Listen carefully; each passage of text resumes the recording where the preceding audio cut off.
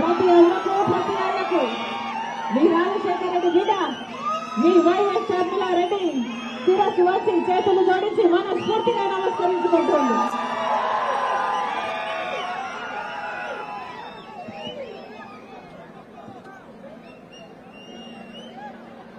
పది సంవత్సరాలు అయిపోయింది. మన రాష్ట్రానికి ఒక్క విభజన హామీ, మన ఆంధ్ర రాష్ట్ర ప్రజల హక్కుల్లో ఒక్కటంటే ఒక్కటి కూడా సాధించుకోలేకపోయాం. కారణం ముందు 5 ఏళ్లు చంద్రబాబు గారు ముఖ్యమంత్రిగా ఉన్నారు, ఇప్పుడు 5 ఏళ్లు జగనన్న గారు ముఖ్యమంత్రిగా ఉన్నారు. మనకు ప్రత్యేక హోదా ఎంత ముఖ్యమో ఇద్దరికీ తెలుసు. ప్రత్యేక హోదా లేకపోతే మన రాష్ట్రం తెలుసు. ప్రత్యేక హోదా లేకపోతే మన రాష్ట్రం అంధకారం లేకపోతుందని తెలుసు. ఆ రోజు కాంగ్రెస్ పార్టీ 5 సంవత్సరాలు ప్రత్యేక హోదా అంటే చంద్రబాబు గారు చెప్పిన మాట సరిపోదు అన్నారు, బీజేపీ చెప్పిన మాట సరిపోదు అన్నారు. ఆ రోజు బీజేపీ ఏమో ప్రత్యేక హోదా అంటే, ఆ రోజు చంద్రబాబు గారు చెప్పిన మాట మాకు 15 సంవత్సరాలు ప్రత్యేక హోదా కావాలి అన్నారు. కానీ ముఖ్యమంత్రి అయినాక చంద్రబాబు గారు అదే బీజేపీ పార్టీతో పొత్తులు పెట్టుకున్నారు. వాళ్ళ మంత్రివర్గంలో వాళ్ళ కేబినెట్ లో మంత్రులు చేశారు, మంత్రివర్గంలో భాగమయ్యారు. కానీ ప్రత్యేక హోదా గురించి ఒక్క నిజమైన ఉద్యమం చేయలేదు చంద్రబాబు గారు. ఆ రోజుల్లో చంద్రబాబు గారు ముఖ్యమంత్రిగా ఉంటే జగనన్న గారు ప్రతిపక్ష నాయకుడు. ఆ రోజు ప్రతిపక్ష నాయకుడిగా జగనన్న గారు ఎన్నో ఉద్యమాలు చేశాడు ప్రత్యేక హోదా కోసం. ఆ రోజు ప్రత్యేక హోదా జగనన్న గారు నిరాహార దీక్షలు కూడా చేశారు. ఆ రోజు జగనన్న గారు చెప్పిన మాట ప్రత్యేక హోదా రావాలి అంటే మూకుమ్మడిగా రాజీనామాలు చేద్దాము అన్నారు. ప్రత్యేక హోదా ఎందుకు రాదో చూద్దాము అన్నారు జగనన్న గారు. తీరా ఎన్నికలు వచ్చాయి, జగనన్న గారు ముఖ్యమంత్రి అయ్యారు. ఇప్పుడు జగనన్న గారు ముఖ్యమంత్రి అయినాక ప్రత్యేక హోదా కోసం ఒక్కసారైనా నిలబడ్డారా, మాట్లాడారా, బీజేపీని నిలదీశారా, ఒక్క నిజమైన ఉద్యమమైనా చేశారా అంటే ఒక్కటి కూడా చేయలేదు. ఒక్కసారి కూడా ప్రజల పక్షాన మాట్లాడలేదు. ఒక్కసారైనా మూకుమ్మడిగా రాజీనామాలు చేద్దామన్న జగనన్న గారు ఇప్పుడు ఎందుకు రాజీనామాలు చేయడం లేదు? ఇప్పుడు అదే బీజేపీ పార్టీకి తొత్తులుగా మారారు. జగనన్న గారే కాదు, చంద్రబాబు గారు కూడా. ఇద్దరు దొందే. ఒకవైపు వైసీపీ, ఒకవైపు టీడీపీ, ఇద్దరిని పెట్టుకుని ఆడుతుంది బీజేపీ పార్టీ. ఆలోచన చేయండి, బీజేపీ పార్టీకి ఆంధ్ర రాష్ట్రంలో ఒక్క ఎమ్మెల్యే లేడు, ఒక్క ఎంపీ కూడా లేడు. ఆంధ్ర రాష్ట్ర ప్రజలు ఒక్క బీజేపీ ఎమ్మెల్యేని గెలిపించలేదు, ఒక్క ఎంపీని గెలిపించలేదు. అయినా కూడా ఆంధ్ర రాష్ట్రంలో రాజ్యం వెళ్తుంది బీజేపీ పార్టీ. ఎలా సాధ్యమైంది ఇది?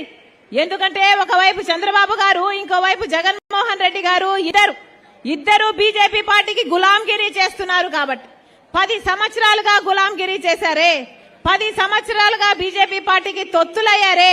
పోనీ 10 సంవత్సరాలలో 10 వాగ్దానాలలో ఒక్క వాగ్దానమైనా నిలబెట్టుకోగలిగారా? ఒక్క వాగ్దానమైనా, ఒక్క హామీ అయినా నెరవేర్చుకోగలిగారా అంటే ఒక్కటి కూడా రాలేదు మన రాష్ట్రానికి. మరి బీజేపీ పార్టీ మనకు ఒక్క హామీ కూడా నెరవేర్చకపోతే, మనకు స్పెషల్ స్టేటస్ ఇవ్వకపోతే, మనకు పోలవరం ఇవ్వకపోతే, మనకు రాజధాని ఇవ్వకపోతే, మరి బీజేపీ పార్టీకి ఎందుకు గులాంగిరి చేస్తున్నారు అని అడుగుతున్నారు ఆంధ్ర రాష్ట్ర ప్రజలు. ఎందుకు గులాంగిరి చేస్తున్నారు? ఈరోజు చూస్తున్నాం, చంద్రబాబు గారు నిన్న ఢిల్లీ వరకు వెళ్లారు. ఎందుకని? నిన్న చంద్రబాబు గారు బీజేపీ పార్టీ మెప్పు కోసము, అమిత్ షా మెప్పు కోసము ఢిల్లీ వరకు పరిగెత్తుకుంటూ వెళ్లారు. అక్కడ చూస్తే వాళ్లకు సాష్టాంగపడ్డాడు చంద్రబాబు గారు. బీజేపీ మెప్పు కోసము ఎన్ని తిప్పలు పడుతున్నాడు. ఇక రేపు జగన్మోహన్ రెడ్డి గారు కూడా ఢిల్లీకి వెళ్తారట. ఈయన కూడా అక్కడ సాష్టాంగపడతాడు. ఈయన కూడా ఢిల్లీ వాళ్లకు వంగి సలాములు చేస్తారు. ఎందుకని? ఒకరేమో పాలక పక్షం, ఇంకొకరేమో ప్రతిపక్షం. ఇద్దరికి బీజేపీ పార్టీ కావాలట. ఒకరేమో ప్రత్యక్షంగా పొత్తులు పెట్టుకోవడానికి సిద్ధమయ్యారు, ఇంకొకరేమో పరోక్షంగా ఎప్పటి నుంచో పొత్తులు పెట్టుకున్నారు. ఇద్దరికి బీజేపీ కావాలట. ఇద్దరు బీజేపీ కాళ్ల మీద పడుతున్నారు, వంగి దండాలు చేస్తున్నారు. ఎందుకు అని అడుగుతున్నాం. ఎందుకు? ఏమిటి ఈ ట్రయాంగులర్ లవ్ స్టోరీ ఏమిటి అని అడుగుతున్నాం.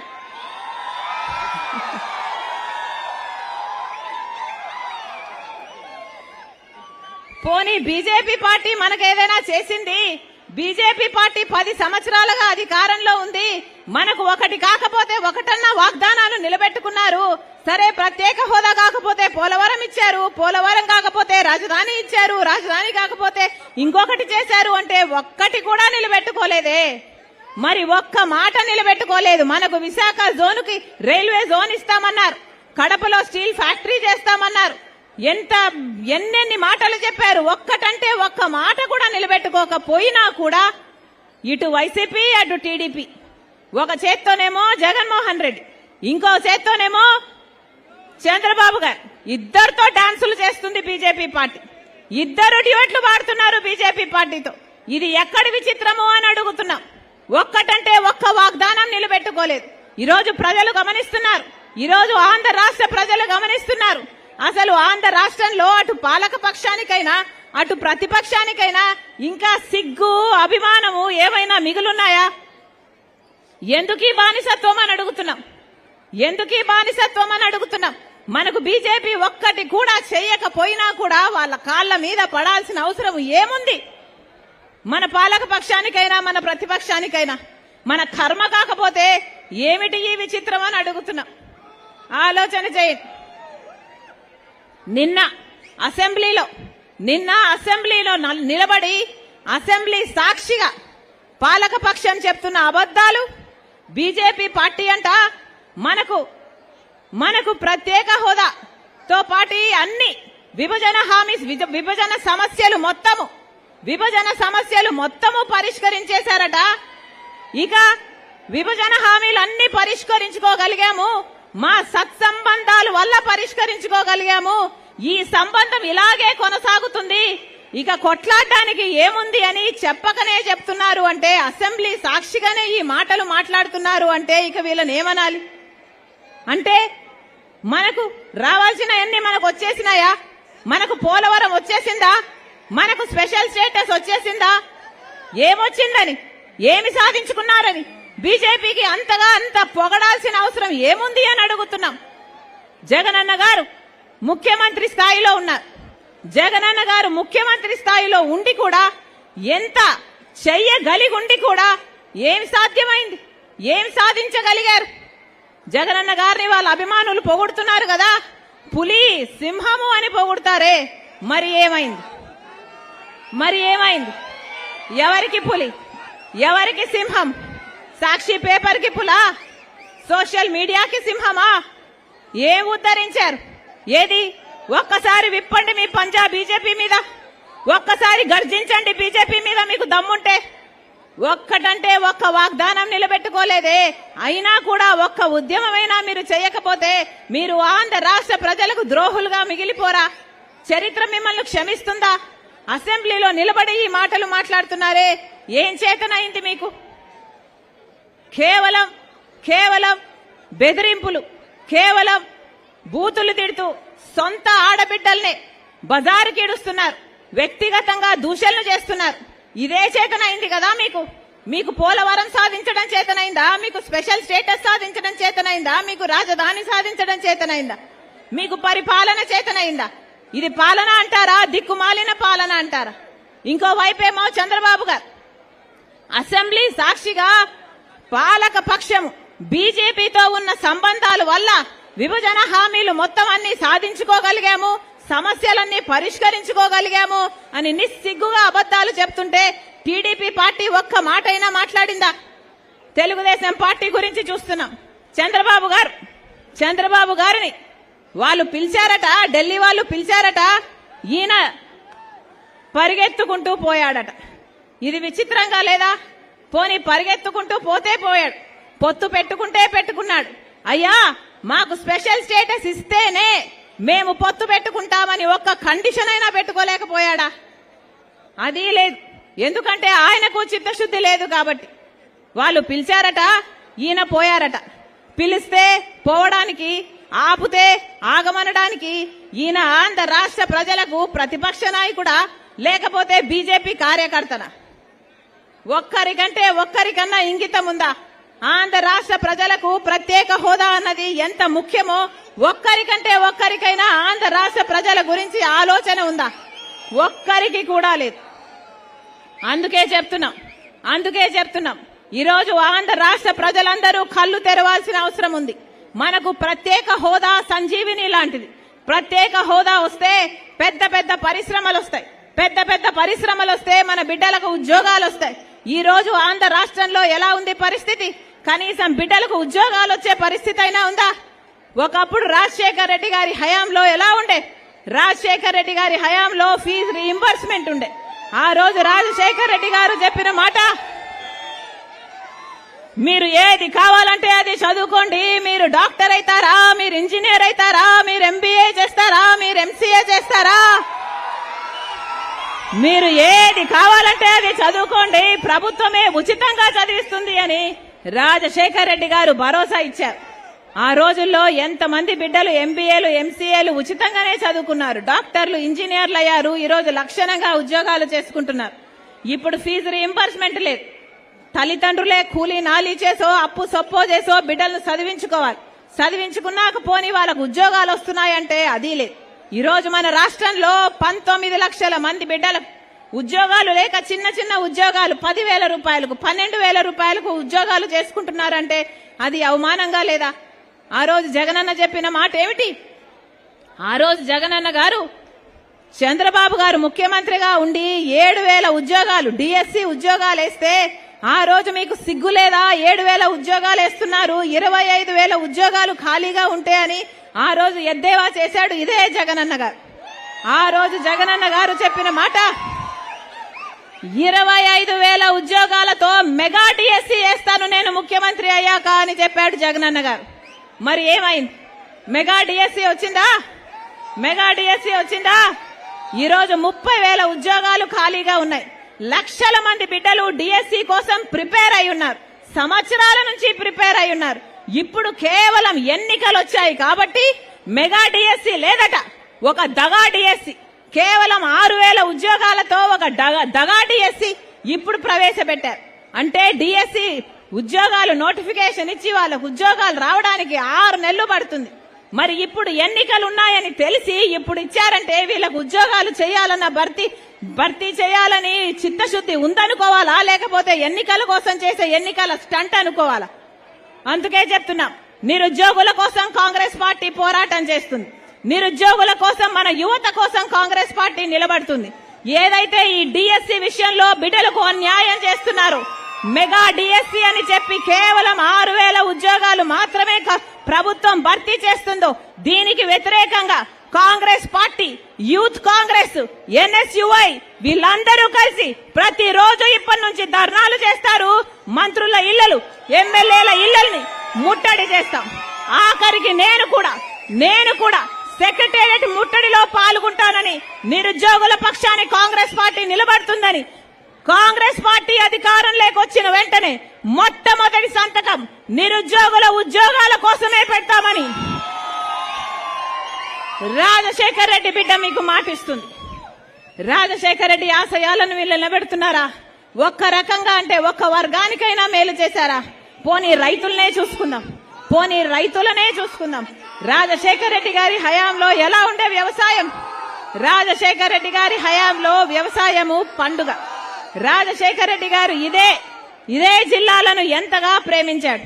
రాజశేఖర రెడ్డి గారు డెల్టా మోడర్నైజేషన్ చేస్తే ఇక్కడ 3 పంటలు పండుతున్నాయంటే దాంట్లో రాజశేఖర రెడ్డి గారి కృషి లేదా? రాజశేఖర రెడ్డి గారి బ్రతికే ఉంటే పోలవరం ప్రాజెక్ట్ 20 లక్షల ఎకరాలకు నీళ్లిచ్చే ప్రాజెక్టు, ఇక్కడ కూడా నీళ్ళొచ్చే ప్రాజెక్ట్, ఇది ఎప్పుడో పూర్తయిపోవును కదా. రాజశేఖర రెడ్డి గారు వెళ్లిపోయాక ఒక్క ముఖ్యమంత్రికి కూడా మళ్లీ చిత్తశుద్ధి లేక పోలవరం ప్రాజెక్టు అటకెక్కింది. ఈ పాపం ఎవరిది? పాలక పక్షానిది కాదా? ఆలోచన చేయండి. ఈ రోజు కనీసం రైతులకి పంట నష్టపోతే పంట బీమా అయినా ఉందా? పంట నష్టపరిహారమైనా ఇస్తుందా సర్కారు? మరి దీన్ని పాలన అంటారా, లేకపోతే దిక్కుమాలిన పాలన అంటారా? వీళ్ళ రాజశేఖర రెడ్డి గారి ఆశయాలను నిలబెట్టేది? మళ్లీ చెప్తున్నాం, రాజశేఖర రెడ్డి గారి ఆశయాలను నిలబడాలి అంటే చిత్తశుద్ధితో పనిచేసే నాయకులు ఉండాలి. మళ్లీ చెప్తున్నాం, అదే పనిగా నా గుండెలో నిజాయితీ ఉంది కాబట్టి అదే పనిగా ఆంధ్ర రాష్ట్రానికి వచ్చాను. నా పుట్టింటికి మేలు చేయాలి అన్న తపన నాలో ఉంది కాబట్టి ఆంధ్రప్రదేశ్ రాష్ట్రంలో రాజకీయంగా అడుగు పెట్టాను. ఆంధ్ర రాష్ట్ర ప్రజలకు న్యాయం జరిగేంత వరకు, స్పెషల్ స్టేటస్ ప్రత్యేక హోదా సాధించేంత వరకు రాజశేఖర రెడ్డి బిడ్డ ఇక్కడ నుంచి కదలదు. పోలవరం ప్రాజెక్టు సాధించేంత వరకు రాజశేఖర రెడ్డి బిడ్డ ఇక్కడ నుంచి కదలదు. రాజధాని సాకారం అయ్యేంత వరకు రాజశేఖర రెడ్డి బిడ్డ ఇక్కడ నుంచి కదలదు. మళ్లీ చెప్తున్నాం, ఇవన్నీ సాధ్యం కావాలి అంటే ఒక్క కాంగ్రెస్ పార్టీతో మాత్రమే సాధ్యం అవుతుంది. ఎందుకంటే రాహుల్ గాంధీ గారు ఏనాడో చెప్పారు, మొట్టమొదటి సంతకం తను ప్రధానమంత్రి అయితే మొట్టమొదటి సంతకం ఆంధ్ర రాష్ట్రానికి చెందిన ప్రత్యేక హోదా ఫైలు మీదనే పెడతాను అని రాహుల్ గాంధీ గారు చెప్పారు. ఆలోచన చేయండి, ఆ మనిషికి ఆంధ్ర రాష్ట్రం అంటే ఎంత ఇష్టం లేకపోతే మొట్టమొదటి సంతకమే ప్రత్యేక హోదా మీద పెడతారని అంటాడు. అందుకే చెప్తున్నాం మనకు ప్రత్యేక హోదా రావాలి అంటే కాంగ్రెస్ పార్టీ అధికారంలోకి రావాలి. మనకు పోలవరం ప్రాజెక్టు సాధ్యం కావాలి అంటే ప్రత్యేక హోదా కావాలన్నా, పోలవరం కావాలన్నా, రాజధాని సాకారం కావాలన్నా కాంగ్రెస్ పార్టీ అధికారంలోకి రావాలి. అమ్మా, ఓట్ల సమయం, ఎలక్షన్లు వచ్చాయి, మీరు ఓటు వేసే సమయం వచ్చింది. ఇప్పుడు ఓటు అనేది మీ చేతుల్లో ఉన్న ఆయుధం. 5 సంవత్సరాలకు ఒక్కసారి మాత్రమే ఈ ఆయుధం మీ చేతుల్లోకి వస్తుంది. అందుకే ఆలోచన చేసి ఓటు వేయండి. ఓటు అనేది మీ జీవితాలను, మీ బిడ్డల భవిష్యత్తును నిర్ణయించేది. అందుకే చెప్తున్నాం, ఓటు అనేది మీ చేతుల్లో ఉన్న ఆయుధం. ఓట్లు వచ్చాయి కాబట్టి, ఎలక్షన్లు వచ్చాయి కాబట్టి అన్ని లీడర్లు వస్తారు, అన్ని పార్టీల లీడర్లు వస్తారు, డబ్బులు ఇస్తారు. ఏమా డబ్బులు ఇస్తారా? డబ్బులు ఇస్తారు, తీసుకోండి. డబ్బులు ఇస్తే తీసుకోండి. ఏ పార్టీ వాళ్ళు ఎంత డబ్బులు ఇచ్చినా తీసుకోండి. శాండ్ మాఫియా అని మీ డబ్బులే సంపాదించుకునే మీకు ఇస్తారు. లిక్కర్ మాఫియా, మైనింగ్ మాఫియా మీ డబ్బులే మీకు ఇస్తారు. ఎవరు డబ్బులు ఇచ్చినా తీసుకోండి, ఎవరు ఎంత డబ్బులు ఇచ్చినా తీసుకోండి. కానీ ఓటు మాత్రం మీ ఆలోచన అయి ఉండాలి. ఓటు మాత్రం మీ ఆలోచన అయి ఉండాలి. మంచి పార్టీకి ఓటేయండి. ప్రజల కోసం నిలబడే వాళ్ళను మీరు ఎంచుకోండి. ప్రత్యేక హోదా రావాలన్నా, పోలవరం రావాలన్నా, రాజధాని రావాలన్నా ఒక్క కాంగ్రెస్ పార్టీతోనే సాధ్యం.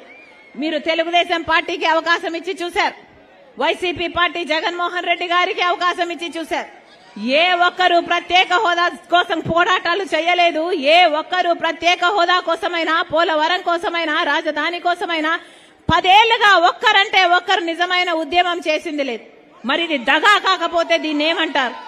అందుకే చెప్తున్నాం, కాంగ్రెస్ పార్టీ మీ పార్టీ, కాంగ్రెస్ పార్టీ రాజశేఖర రెడ్డి గారి పార్టీ, కాంగ్రెస్ పార్టీ మన పార్టీ. కాంగ్రెస్ పార్టీకి ఓటేద్దాం, హస్తం గుర్తు మీద ఓటేద్దాం. ఆంధ్ర రాష్ట్ర హక్కులన్నీ సాధించుకుందాం. ఆంధ్ర రాష్ట్ర హక్కులన్నీ సాధించుకుందాం. మరొక్కసారి ఇంతమందిగా రాజశేఖర రెడ్డి బిడ్డ వస్తుంది అని, చూడాలి అని, వినాలి అని, ఆశీర్వదించాలి అని మీ పనులు మానుకొని నా కోసం వచ్చారు. మరొక్కసారి ప్రతి అన్నకు, ప్రతి చెల్లికి, ప్రతి అక్కకు, ప్రతి తమ్ముడికి, ప్రతి అమ్మకు, ప్రతి అయ్యకు మీ రాజశేఖర రెడ్డి బిడ్డ శిరస్సు వంచి చేతులు జోడించి మనస్ఫూర్తిగా కృతజ్ఞతలు చెప్పుకుంటుంది. జోహార్ వైఎస్ఆర్. రాహుల్ గాంధీ గారి నాయకత్వం వర్ధిల్లాలి.